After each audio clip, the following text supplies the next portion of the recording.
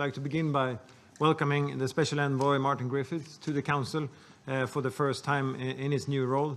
And let me thank you for your very clear briefing this morning.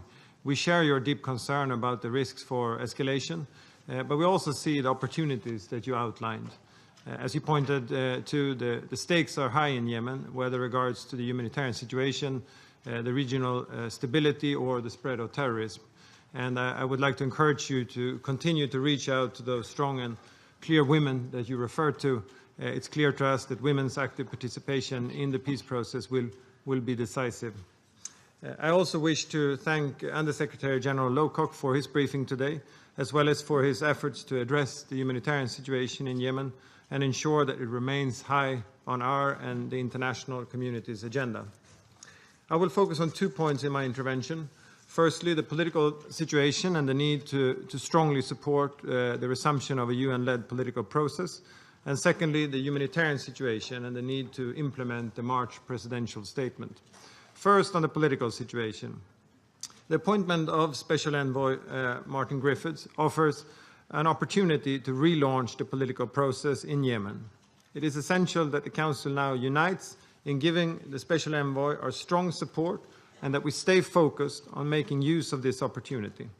The members of the Council and regional actors must now use all their influence to ensure that all parties engage with the Special Envoy and that the UN-led process in good faith and without preconditions.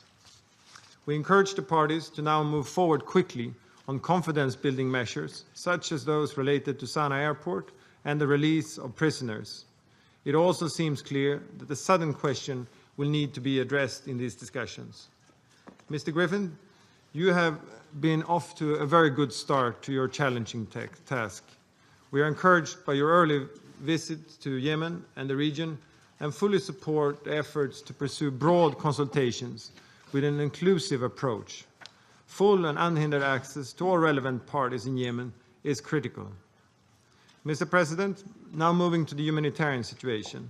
On March 15, this Council unanimously agreed a statement recognizing the vast humanitarian needs and the immediate steps that must be taken to alleviate the suffering of the Yemeni people. These steps were based on the parties' obligations to respect international law, including international humanitarian law and human rights law. But regrettably, implementation of this strong and clear statement from the Council is clearly lacking. Restrictions, delays, and uncertainty at ports such as Hodeidah and Salif hinder humanitarian and commercial imports.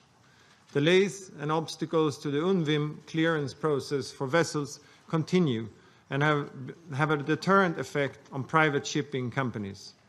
Even when supplies do reach the country, access within the country remains a serious challenge due to the many bureaucratic impediments and checkpoints. And to date, no humanitarian evacuations, even for emergency treatment, have been allowed through Sana'a Airport. Strikes on civilians and civilian infrastructure continue from all sides. We have seen renewed missile attacks from Houthi-held territory targeting Saudi Arabia, which our Foreign Minister has strongly condemned. Clearly, the violations of international humanitarian law continue, and accountability for such violations remain. It is time to move from words to action on Yemen. Time for this Council to demand that its decisions are implemented in full.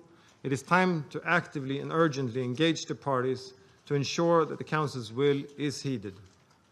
Mr. President, Sweden's Special Envoy for Yemen, Ambassador Peter Semneby, visited Sana'a and Aden in late March. While there, he met with representatives of the Yemeni government, the Houthis, the General People's Congress, and the Southern Transitional Council.